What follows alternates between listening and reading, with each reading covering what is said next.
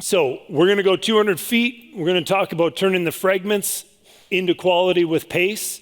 And I want to talk about doing that with predictability first. Coaches, that's for us. I think that's something we can control. I think that being able to get our players to understand there's certain situations like a D retrieval where we have a chance to understand what we're going to do next intuitively because it's part of our predictability. Our mentality is to do this, so we're going to do it. So let's align ourselves accordingly and let's build pace from there. So we're going to take a look at a couple clips here that are going to run over the course in these examples of 200 feet. Here is a Boston puck retrieval by a weak side D, okay? So weak side D is back for this puck. Boston's plan is often to go up the strong side when a weak side D gets that puck. Predictable situation, okay? Look at the time on the clock, 9:01, all right? So because it's predictable, their center, in this case, understands it, and he's able to align himself so he can get this bump, and guess where he's going to get inside? He's going to get inside of that dot line right away. He's going to attack that ice. Now we're rolling with pace. Again, it's kicked out. Let's get right back inside. Let's go to the inside of the ice, and now pass across the slot line, 9 seconds after that first touch, that first part of that fragment right there, and all of a sudden you've got something. Take it to another situation.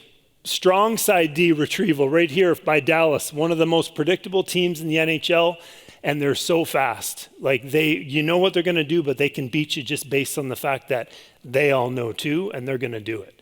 They often go first touch D to D, so their players are going to align themselves accordingly. There's their support on the inner rim of the ice to get that puck inside the dots, and off they go. Now they're rolling with pace. Now they're getting to dangerous ice. Now they're attacking. And if you look at the time right here, that is exactly 9 seconds after that D touched it back in his end. All right?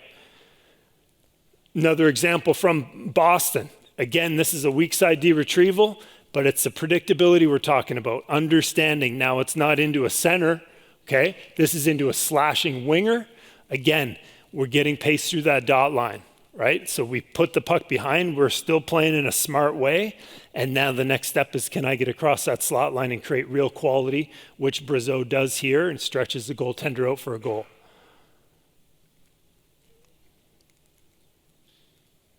All right, take it to the next level, the timing of it, and this is where coaches, we can work with our players, all right? We think about this, we think about teaching the sense, and we think about helping our players through video, through drills, and finding a way to understand a couple things. Number one, scan the ice and understand what is ahead of you, all right?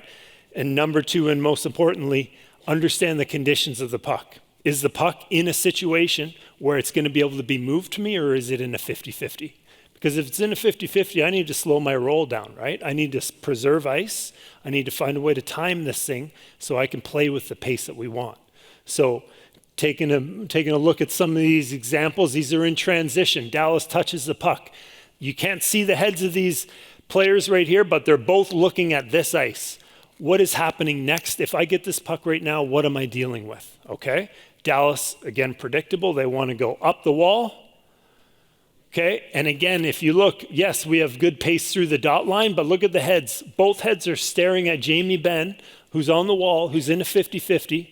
So they got to slow their roll, they got to wait, and they got to understand the situation so that if he can make a play, they're going to preserve a little bit of ice, not leave him out to dry, not go offside. He makes an over-the-top play, and off they go. So that's first touch. That's probably about 5 seconds. Another Dallas play. Again, it's quick. It's a turned over puck. All of a sudden, 1, 2, 3 pairs of skates are ready to go the other way. They're not thinking, is he going to go this way or is he going to go that way? They're predictable. Now it's just timing. Now it's just about being on time for that puck. So both players are going to support from the inside. You're going to see above and below support. And that quick transition, that fragment of the game turns into a slot line attack, turns into a goal. Again, Edmonton is a good example here of being under the puck. They do this so well. So the puck goes up. Here is a 50-50 battle. So we got a slower roll under here, but again, it's about pace coming through the dot line. Can we be predictable? Then can we time it out? We win this puck, but here's another 50-50 battle. Here's the best player in the world, understanding that this is the space I need to use Can we help our players learn to read the battle? And can we help them learn to slow down and time their role so that now we can attack the inside and now we can attack the slot line, whether it's directly with a shot, a pass, or in this case, a rebound off the pad, turn into a great goal.